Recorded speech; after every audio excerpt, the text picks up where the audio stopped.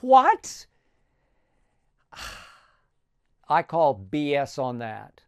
That did not pass my smell test. I'm relentless. Can you feel this? I'm going all in. It's time to cash in. One moment in time. Let's get at this. Be tremendous. Relentless. I'm relentless.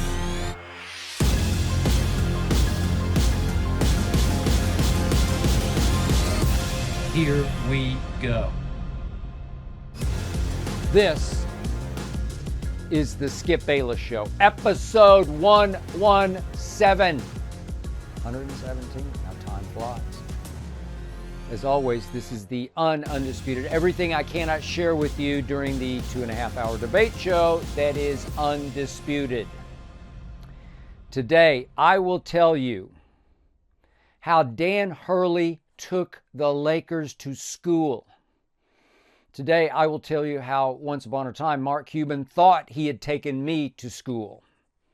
Today, I will tell you how this past Saturday, for a brief, horrifying moment, I thought I had lost the love of my life. My daughter, my Maltese, Hazel. Today, I will review and rebuke this new Hulu series, Clipped. And today I will answer several of your probing and provocative questions, including one that asks if I would ever buy a pair of LeBron's signature sneakers. I didn't know he had any signature sneakers, but I'll answer that question, and I actually have bought one once upon a time.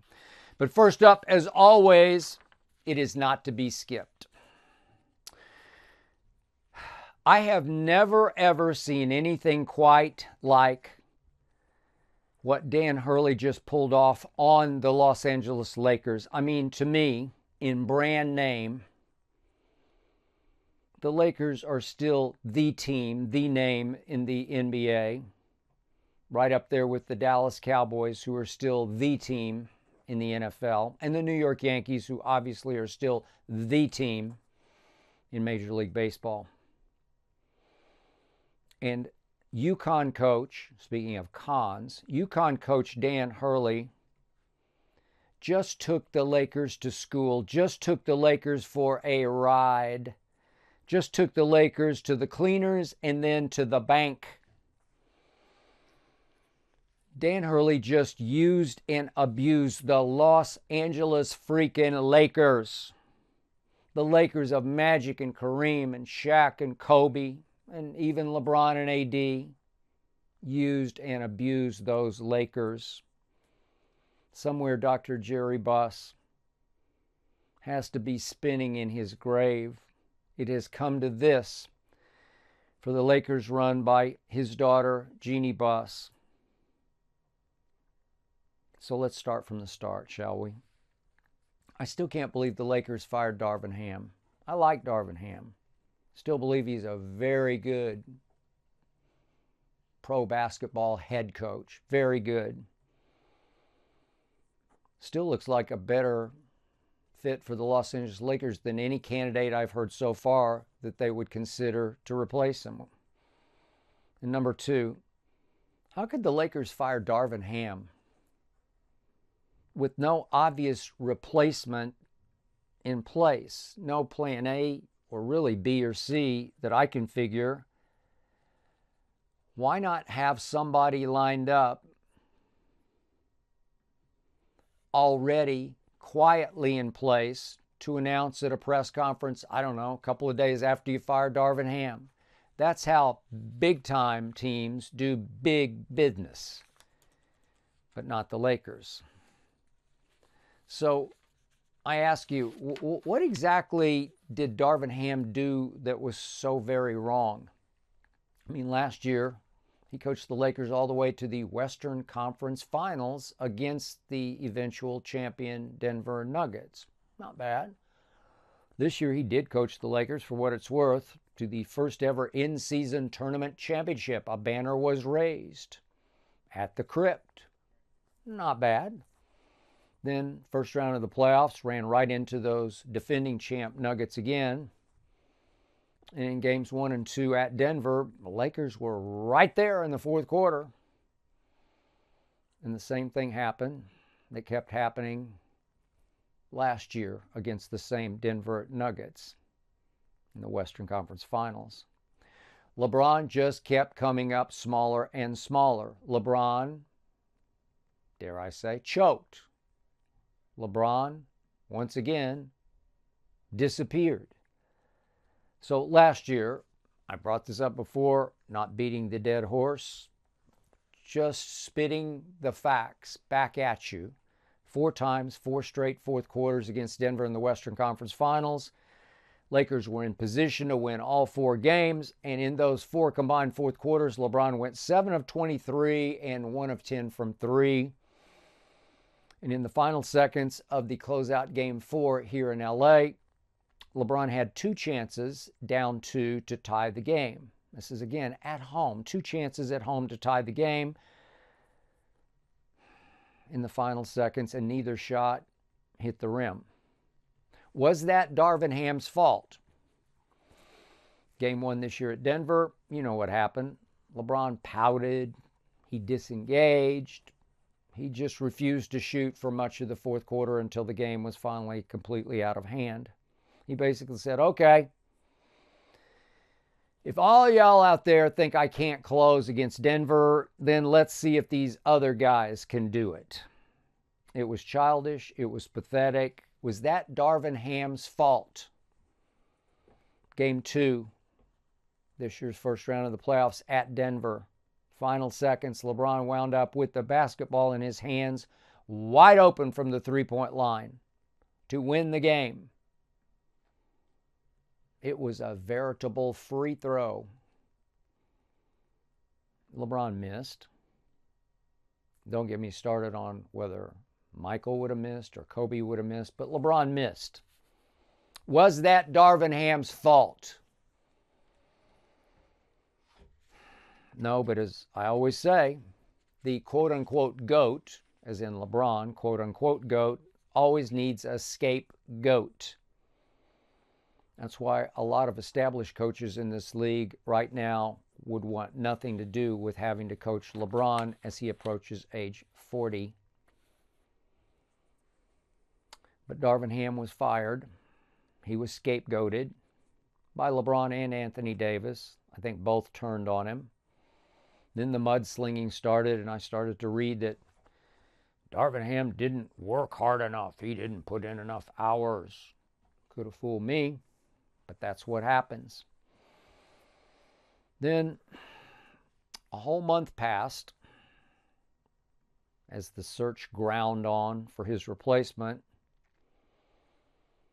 And I read that the Los Angeles Lakers had twice interviewed James Borrego. I like James Borrego. He was one of the right hands to Greg Popovich for many years in San Antonio. Coached for a while in Charlotte. It failed because Charlotte always fails. But he's pretty good and very experienced at what he does. But I continue to read over that long month rising speculation that the odds-on favorite to be the next Laker coach was, as you've heard many times, JJ Redick. JJ Redick with 0 coaching experience. Next Lakers coach. Yet just a week ago, the great Shams reported that the Lakers had, and I quote, zeroed in on, unquote, JJ Redick. And then came the Woj bomb. Dan Hurley was on his way to LA to hear the Lakers pitch. And according to Woj, Adrian Wojnarowski, the Lakers were preparing a quote-unquote massive offer for Dan Hurley. Massive offer. What? Woj reported that Dan Hurley has always had his eye on the NBA. It's always been his ambition, if not his dream, to coach in the NBA. And why not the mighty Lakers? And then somebody reported, maybe it was Woj, that the Lakers had been focused on Dan Hurley from the start of their search. all the way back a month ago, focused on Dan Hurley. What? I call BS on that. That did not pass my smell test. If they had truly zeroed in on Dan Hurley from the start, the Los Angeles Lakers would have gone after Dan Hurley from the start. His season was obviously way over.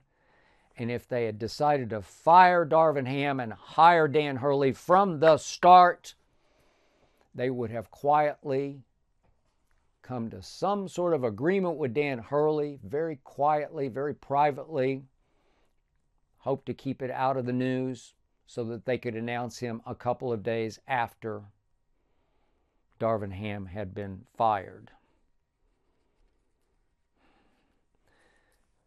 Woj called Dan Hurley at that point, and I quote, the most sought-after coaching candidate in all of basketball.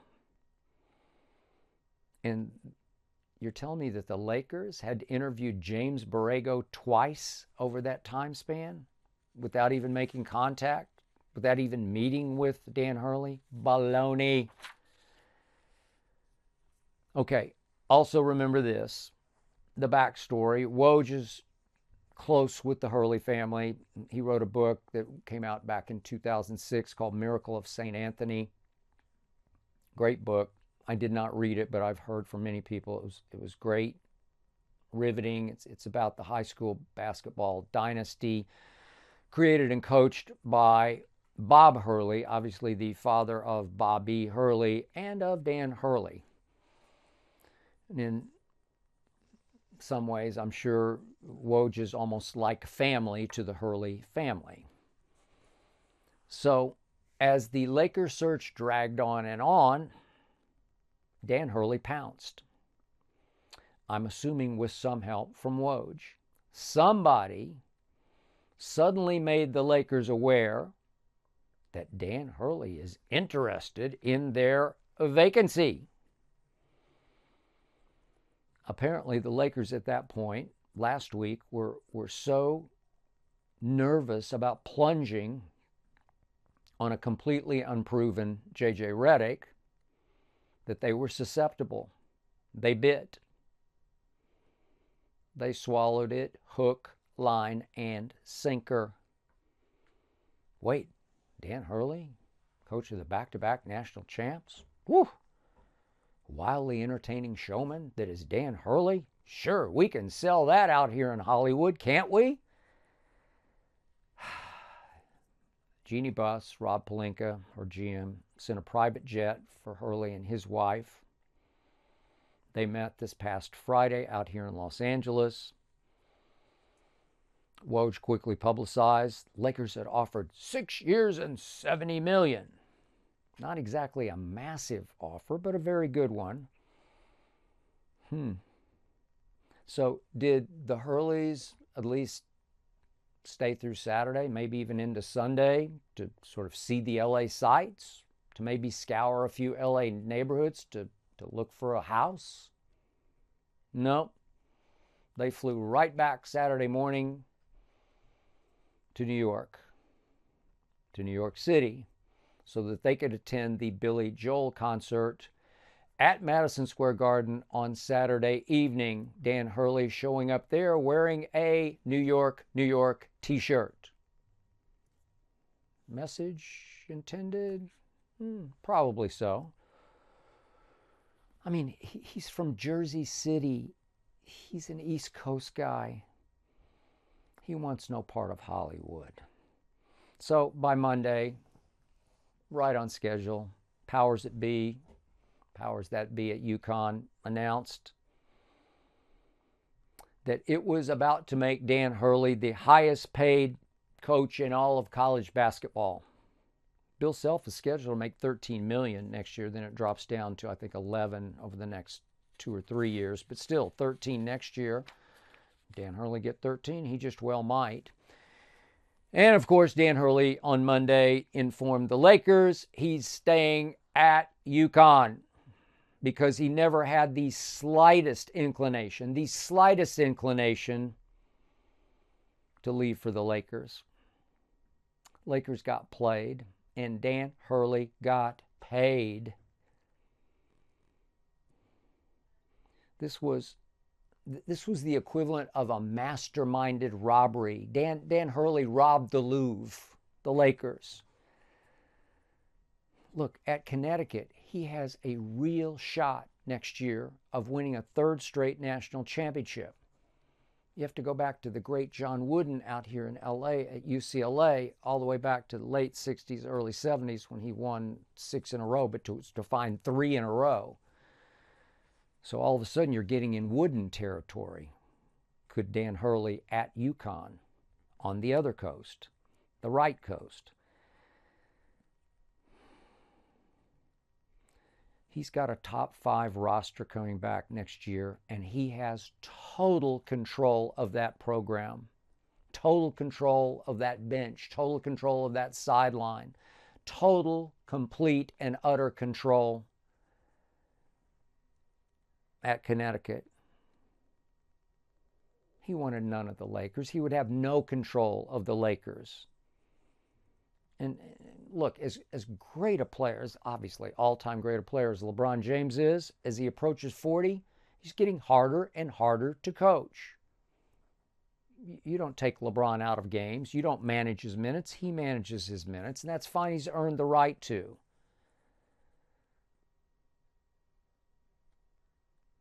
And control the franchise. I mean, Clutch Sports, they control the franchise. You would have no control. You would have no say. You'd have no real security with the Lakers because if LeBron doesn't win a championship next year, somebody's going to pay, and it ain't going to be him. Somebody's going to get blamed, and it ain't going to be LeBron. Somebody might be out on the street, and it ain't going to be LeBron James. And furthermore, a new coach would have the potential headache of coaching LeBron James Jr. I love Bronny, but what if his father says, hey, he's playing 15 minutes a night? What if Bronny's not ready to play 15 minutes? What if all of a sudden you have some sort of internal uproar, locker room rebellion against Bronny playing 15 minutes a night? He's a great kid. Great, all-time great. But what if some of the vets are saying, what the hell, man? That would all fall on the new head coach, and that could be the ultimate headache. And think about the Western Conference. My God, next year it's only going to get deeper and deeper and better and tougher and tougher. I can't even start. If I go all the way down to Golden State, they'll be better. They didn't even make the real playoffs this year. Memphis with job. I can just go on and on. Oklahoma City's going to get way better real quick. Just watch. And Dan Hurley would want to subject himself to that with 40-year-old LeBron and an AD who can come and go on you. I don't know. No, the point was there was no way that Dan Hurley was leaving Connecticut. All he needed was purple and gold leverage. And did he ever get it? Now he can tell potential recruits, I turned down LeBron and the Lakers. It's beautiful. This is brilliant. Furthermore, was Dan Hurley really a slam dunk to win big with the Lakers? I know on our show, Keyshawn Johnson's lifelong Laker fan, he got all excited about Dan Hurley. I kept saying, wait a second. Show me one college to pro coach, one college to NBA coach who's ever won big. I mean, Pitino had his moments with the Knicks, but no championship has ever been won by a college coach going to the NBA. Not one. These are the Lakers. Not one championship. Are you sure about Dan Hurley? Because I'm not. Would his style have worked with LeBron freaking James? I read in USA Today the other day a description of Dan Hurley as a quote-unquote raving maniac, sideline control freak. That's everything LeBron James would not want on his bench in a head coach. Everything he would not want. What a hot-dogging, over-the-top showman I watched Dan Hurley turn into over the last couple of years. There's no way LeBron or AD would be able to live with that. In truth, JJ Redick is more qualified to coach in the NBA than Dan Hurley is. In the NBA, I believe that JJ Redick would be a little better fit with the Lakers than Dan Hurley ever would have been. JJ Redick with zero coaching experience. Zero. No assistant, no head, no college, nothing. Zero. JJ Redick would have been a better fit for the Lakers and might still be a better fit for the Lakers. As much of a train wreck as JJ Redick could be as a head coach, better than Dan Hurley. So I know a lot of Laker fans, starting with Keyshawn, upset that the Lakers didn't offer what Rachel Nichols calls Godfather kind of money to Dan Hurley. I mean, you look, Steve Kerr makes $17.5 million. Coach Pop makes $16. Spoelstra makes $15. Ty Lue makes $14. Heck, Monty Williams makes $13 in Detroit, the Pistons, but he did get to an NBA Finals, Phoenix. And wait, the Lakers offered Dan Hurley only $11 million? Well, I'm thinking maybe Jeannie started to get cold feet. Maybe Jeannie started to smell a rat. Or maybe she began to realize and come to her senses after this rush of emotion. Dan Hurley wants, he wants the Lakers? Well, maybe she came to her senses and decided, wait a second. Would he be worth it even at $11 million? But 6 years, $70 million was offered, and that's all Dan Hurley needed to take right back to his superiors at the University of Connecticut, and kaboom, highest paid coach in all of college basketball, maybe even Bill Self money. Did the once proud Lakers ever get bamboozled by Dan Hurley? Congrats, Dan Hurley. You pulled it off. What a scam you ran. You know, I've been thinking about coaching candidates for the Lakers. Would Darvin Ham still be available to come back and coach the Lakers? Maybe your best bet. Question from Erasmus from Kentucky. I love that name, Erasmus. Do you celebrate Father's Day with Hazel? For those who don't know, Hazel is our now 7-year-old Maltese, our daughter. We don't have kids, my wife Ernestine and I. She is our child, our Hazel, named for Ernestine's favorite sitcom from the 1960s called Hazel. Shirley Booth played Hazel. It's a great show. You ought to check it out on some network, plays it somewhere, because Ernestine seems to watch it every night. I'm sure we will celebrate Father's Day on Sunday because Ernestine always goes out of her way to make sure that Hazel has a gift for her quote-unquote dad.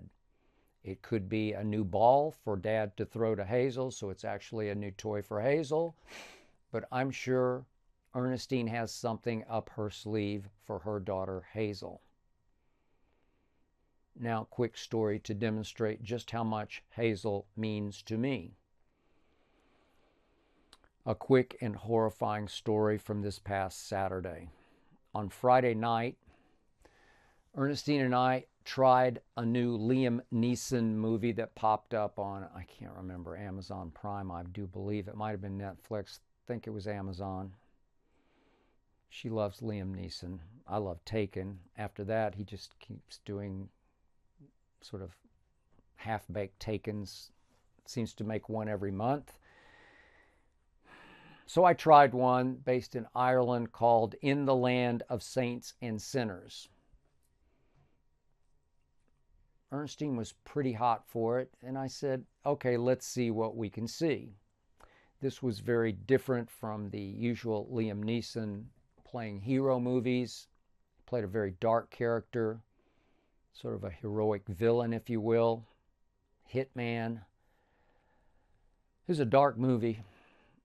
It's hard to watch. It was sort of relentlessly depressing, slow. And after a while, Ernestine said, "I'm out." And I said, "Okay, let's watch Jeopardy," because that's what we do on Friday night. And yet I said, I have to see how this ends, whether they can salvage it or if it will go from bad to worst. So in my hour on the treadmill the next day on Saturday, I said, I'm going to finish In the Land of Saints and Sinners. And off I went. I got 50 minutes into my run on the treadmill with Hazel asleep in her bed, as always, at the end of the treadmill, probably 10 minutes out from the end of the movie, when, in a shock to my system, I strode forward my right foot and planted, and the next thing I knew, I was smashing into the console of the treadmill because the belt had completely jammed and stopped. And I thought, did I just hit wrong? Every once in a while, you can hit so wrong, so sort of off stride and off balance, that you jam your right foot or left foot into the belt and it just jams and stops. I thought, what the heck just happened? I was not hurt. I was just jarred. I thought, okay. So I turned off the board and I started it back up and I hit quick start, go, nothing. The lights are all on, belt won't move. I tried it again and again. I tried to unplug. I tried everything. I didn't know what it was. So I thought, okay, Ernestine's back somewhere in the back of the house. She knows this contraption. I'm going to go get Ernestine. And I turned to look toward the end of the treadmill, and there was no Hazel because there was no bed. I thought, did Ernestine come and get her and take her bed away to maybe she washes beds on the weekend sometimes? I thought she's vanished. And I tiptoed down to the end of the belt because it was loose. It was just going crazy. Usually it's firm. So I tiptoed down, and as I got to the end of the treadmill, I saw a little swatch of green sticking out from under the belt. That was her bed. And it hit me. Oh my God. Hazel's bed got caught in the belt of the treadmill.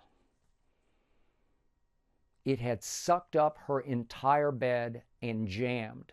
Her entire bed, and it's a big bed, was sucked up completely underneath my treadmill, which is why I got thrown into the console. And you know what happened? I had that instantaneous, horrifying thought, is it possible she's stuck under the treadmill? I hadn't heard her yelp, but I thought, is it possible her head hit the back of the treadmill so quickly that it just knocked her unconscious? Is it possible the worst has happened? And I dived onto the floor to try to pull this bed out from under the treadmill, and it was stuck. And I pulled with all of my might. I braced my legs and yanked, and slowly it started to unhook a little bit. I started to get some foothold. And as I pulled out the green bed, I'm looking for white. Hazel is pure white Maltese, and I'm looking for the first glimpse of white. And I must admit, I'm also fearing I'll see some red. And I pulled and I pulled and I pulled the entire green bed out with no white. And I fell on the floor in relief that I hadn't lost my Hazel to my freaking treadmill that I live on, it seems like, every single morning of my life. And I literally ran to the back of the house where Hazel was wagging her tail next to Ernestine, looking at me like, I did it. I think she sprang right out of her bed as it got sucked under and eaten by my treadmill. And she ran to find her mom to say, I escaped. And Ernestine read me the riot act. She said, I told you, you can't let the bed get so close to the treadmill that it can touch it. She said, I told you. And she has told me, and I never listened because I never thought it was even possible. So maybe this Father's Day will mean even more to me, because Hazel is still with us. I love you, girl.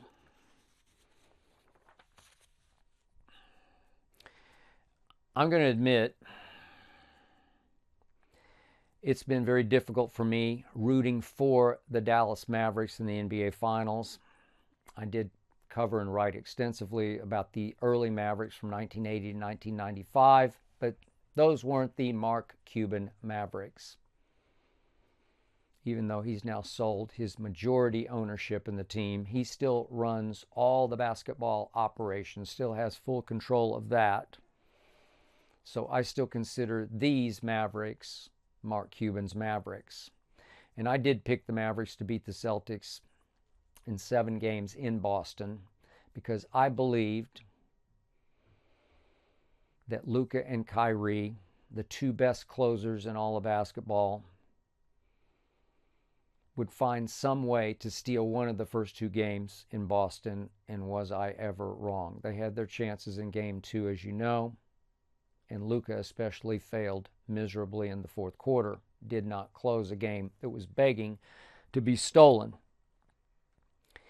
But all this did remind me of my one encounter with Mark Cuban. This was way back in June of 2012.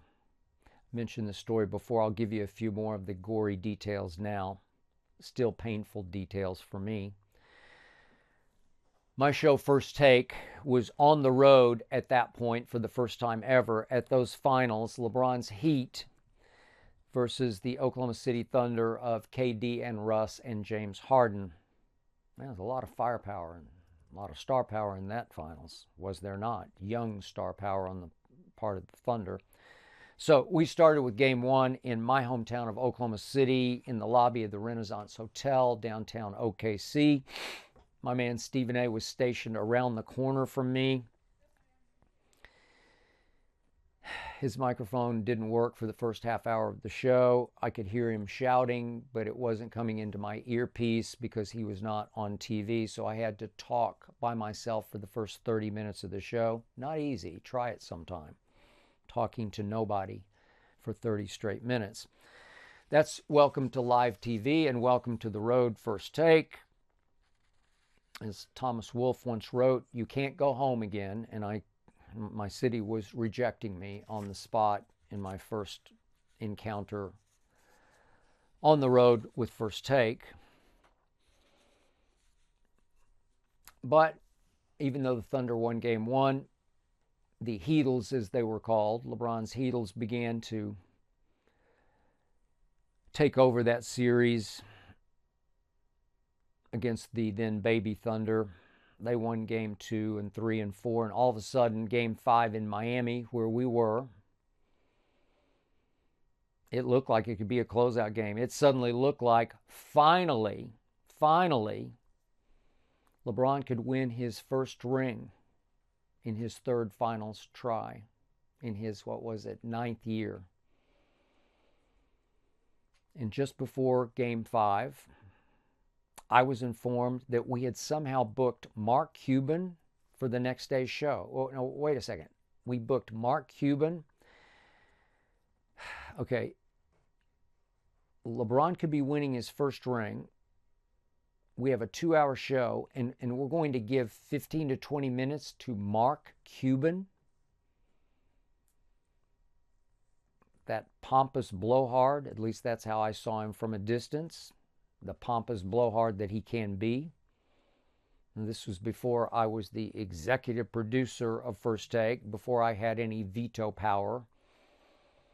A couple of years later, there had been no way on Mark Cuban the day after LeBron wins his first ring. I would have said, sorry, canceled. It just wouldn't be worth the trouble. But the producers in charge at that point in the evolution of First Take, idolized the Shark Tank Mark Cuban, the boy genius, billionaire, who had bought himself the ultimate toy, an NBA team, who traveled with that team, who lived his dream on the road with the Dallas Mavericks. My producers obviously wanted to meet Mark maybe before or after his appearance on First Take, meet him backstage, pick his brain. How did he do it? So, of course, as you know, LeBron did win his first ring that night in Miami. He did go live immediately on ABC and utter the immortal phrase, "It's about damn time." And it was about damn time. And now I had to try to plan around that wannabe Jerry Jones, Mark Cuban, in the following day's First Take. I told Stephen A. before the show, just don't provoke him, don't engage. Let's just let him go windbag for however long he wants to go. Maybe it'll last 10 or 12 minutes, and then let's wish him well and send him on his way, and let's get back to LeBron winning his first ring, which is all anybody really cared about that day. Nobody expected us to have Mark Cuban on that show. But of course, I guess predictably, Mark Cuban began to gloat about the strategic brilliance with which those Mavericks had done a number on LeBron James in the 2011 finals of the previous year, when the Mavericks had won, as you might remember, in 6 after Miami had gone up 2-1.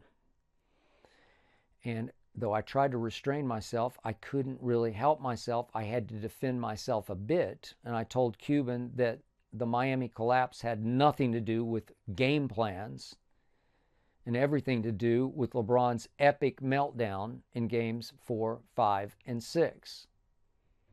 He started giving me this inside basketball hocus pocus about what defenses had been deployed against LeBron, started to attack me, saying I knew nothing about the Mavericks' X's and O's and ultimately nothing about basketball. And I did not want to pour any gasoline on Mark Cuban's fire because I'd already heard enough of Mark Cuban. Last thing I wanted to do was to engage and go ballistic with Mark Cuban.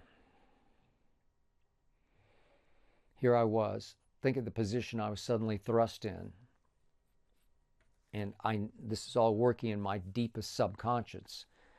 Here I'm perceived as LeBron's biggest critic, and now I'm bashing LeBron the morning after he wins his first ring, provoked by Mark Cuban. I actually had both hands tied behind my back. It reminded me a little bit of the Richard Sherman episode that I have discussed in detail on this show. I just really couldn't fight back because I didn't want to fight back, because the clock was ticking. Nobody wanted to hear about how the Mavericks had coached rings around LeBron James. They just wanted to hear about the ring that LeBron had just won. So, of course, when the show ended, or I guess while it was happening, the internet burned me to the ground. Mark Cuban had made me look foolish. Mark Cuban had exposed me. Mark Cuban had body bagged me on TV, or so it went on. And as you know about me, I don't care what the internet says. I just know what I know. What else is new with me and the internet? I'm sure Mark Cuban celebrated that night in ways, the same ways that he had celebrated in Miami the year before after they won in 6 games against the Heatles.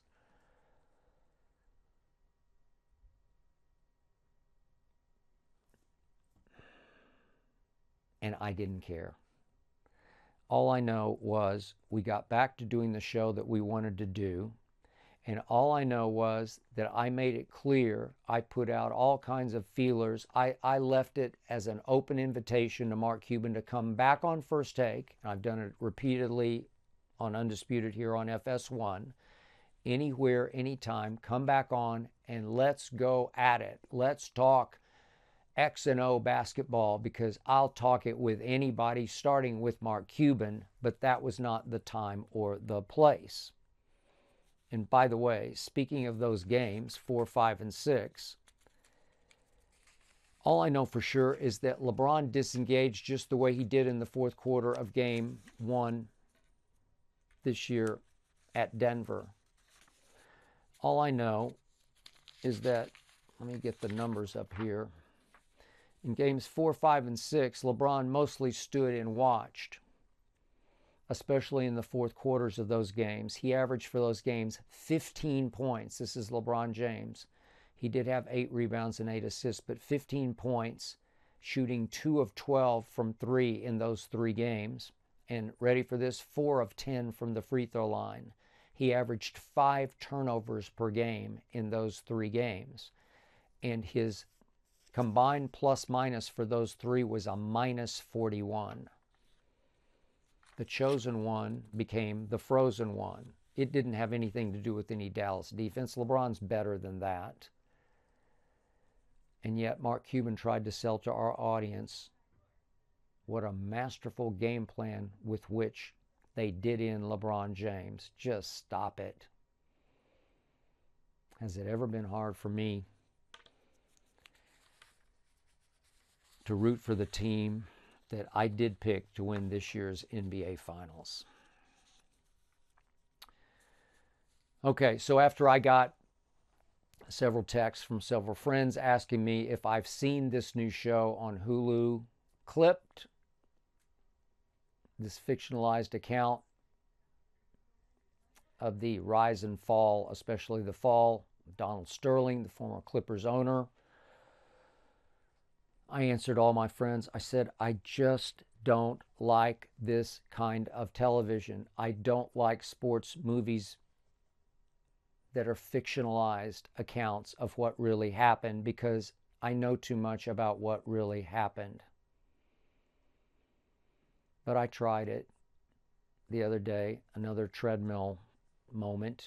This one lasted maybe 12 minutes. I tried the first 12 minutes of episode 1 before concluding, I'm sorry, I'm out.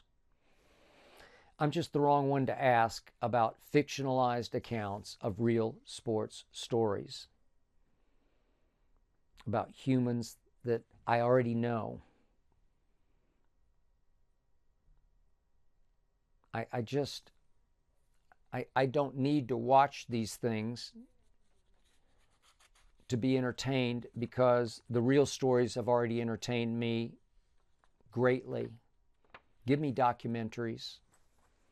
Give me the real live stars answering questions on camera about what really happened. Give me informed sources, informed observers answering questions on camera about what really happened.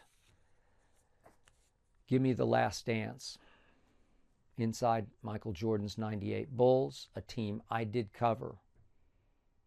I knew it all, but I watched it on the edge of my seat. And I learned a few things I did not know. I got to know Michael Jordan pretty well. I got to know Phil fairly well. I got to know Jerry Krause all too well. I now know Jerry Reinsdorf in part because I've talked to him since The Last Dance about what really happened inside The Last Dance. And now I know his side of that story that wasn't even presented in the documentary. That's the best way history can be presented, the most enlightening way. Just give me real.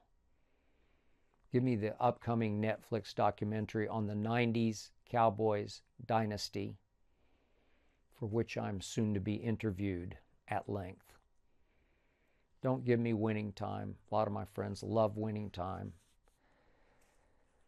I tried it and I failed with it, just as I did. I lasted much longer than I did with Clipped, but I knew magic and no magic. And I was around Jerry West, the late great Jerry West, and around the late great Jerry Buss. And I got to know Pat Riley. And I couldn't recognize any of their characters on Winning Time. If it entertained you, that's great, because that's the essence of what all these networks are intending to do, to entertain. But I know Doc Rivers, I know Blake Griffin, and I'm sorry, I couldn't find them in the 12 minutes that I watched clipped. Nothing rang true for me. The dialogue was so forced. It was so over the top. It was so fictionalized. It was so informational, because remember, a lot of people are watching who knew nothing about this. That's probably your best target audience, is those who knew nothing, because it's just going to be an entertaining but new story. But you have to have some Clippers assistant, somebody upstairs saying to Blake Griffin at some party, hey, you're a 22-year-old, 6'10" all-star. You won the slam dunk contest. You have to have informational dialogue that just comes across as so stilted and so phony, because you have to convey information through the dialogue. So many of my friends say, oh, Lawrence Fishburne is so great as Doc Rivers. And my response now is, yeah, he's great as a caricature Doc Rivers, but that's not Doc. That's not the Doc I know, but he's playing a great Doc, whoever that Doc is, but it ain't Doc. Somebody told me that when Lawrence Fishburne was asked about Doc Rivers, whether he'd want to play the part, he didn't know who Doc Rivers was. And that's great. It's highly entertaining, but it's not right and it's not real, so I'm out. Even on our show, Paul Pierce and Keyshawn Johnson have told me they're highly entertained. They're getting a great kick out of Clipped. Paul played briefly for the Clippers. Keyshawn hates the Clippers because they're the other team in LA. So they're just getting a kick out of it, but they don't really care how accurate it is the way I would. So if you're loving it, I love it that you love it, but I didn't. This is Sonny from Indianapolis. Do you have a favorite WNBA team? Well, Sonny, I guess I do. By default and by obligation, my new favorite WNBA team is the 3-10 Indiana Fever. Why is that? Because she plays for that team. And I'm going to watch every game she plays because it is news. It's news when she plays great, and it's news when she turns it over 8 or 9 or 10 times in a game.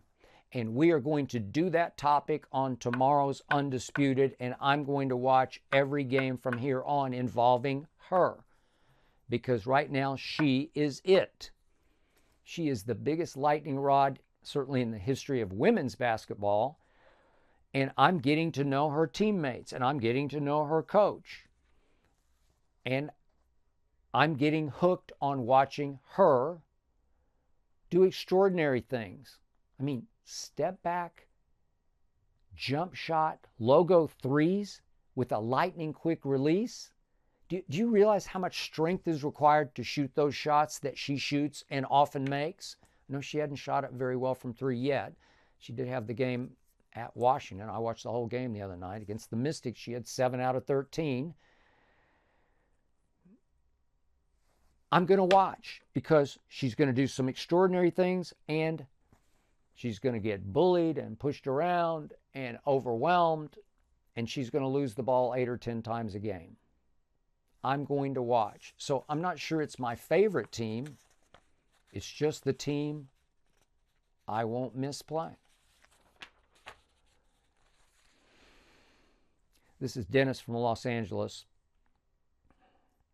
Would you ever wear a LeBron signature shoe?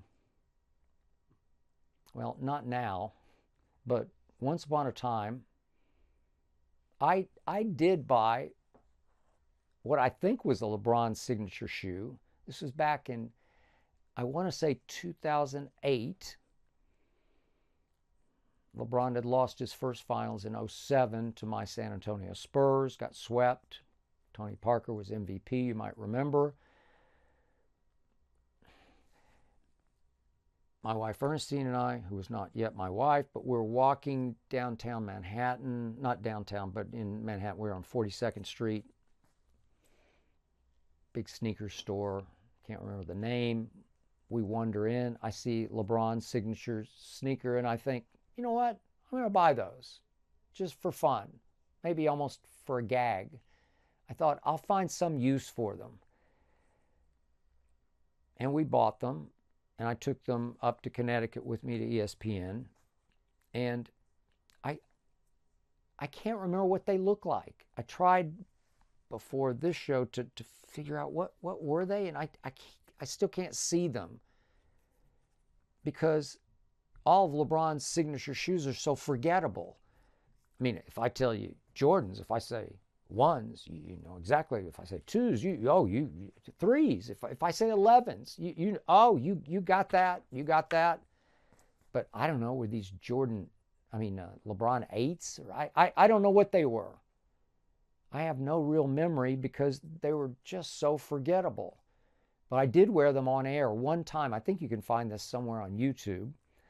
I actually, for Halloween, dressed up like LeBron. This was back in his headband days, so I wore a headband. And I don't even know where I found it. I actually took a brick to work with me, so I was actually shooting a literal brick on television, dressed up like LeBron, shooting a brick. And I did wear those shoes on television. I don't know if they show on camera, but those were my LeBron sneakers, signature sneakers, and I have no idea whatever happened to them. This is Bo from Blacksburg, Virginia. How many black t-shirts do you own? Well, got one on right here. Bo, I personally own 4, and here at FS1, thanks to Autumn, our wardrobe artist, I think she might have 10. She might have 10. I love them. I could live with them. I could wear them every day. I could wear this every day on Undisputed, and I would be very happy. Thank you for asking. And finally, from Leo from Chanhassen, Minnesota. No question here. Just wanted to know if you've thought about Dez's incompletion against the Packers in a while. Leo, an obvious Packers fan from Minnesota. Yeah, Leo, I have. Unfortunately, I think about Dez caught it often because every time I have to talk about Aaron Rodgers on air on Undisputed, I have to look up the fact that Aaron Rodgers has been pretty awful since that long ago, far away Super Bowl that he won. He's 7-9 as Aaron Rodgers in the playoffs since the Super Bowl. 7-9? So then I have to look at the 7 and realize they were all pretty lucky. All but one of them. Pretty lucky because Dez caught it. You know it and I know it. He caught it. He ran 2 strides with it, and because he's left-handed, he took the ball in his left hand and slammed it on the goal line the way a running back would break the plane of the goal line to score a touchdown. And the referee on the spot, Leo, raised his arms to signal touchdown. He raised his arms. I saw armpits. Touchdown.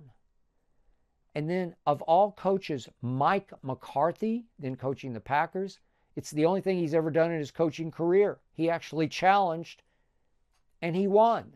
And I have no idea how he won the challenge because Dez obviously caught it and ran with it and scored it.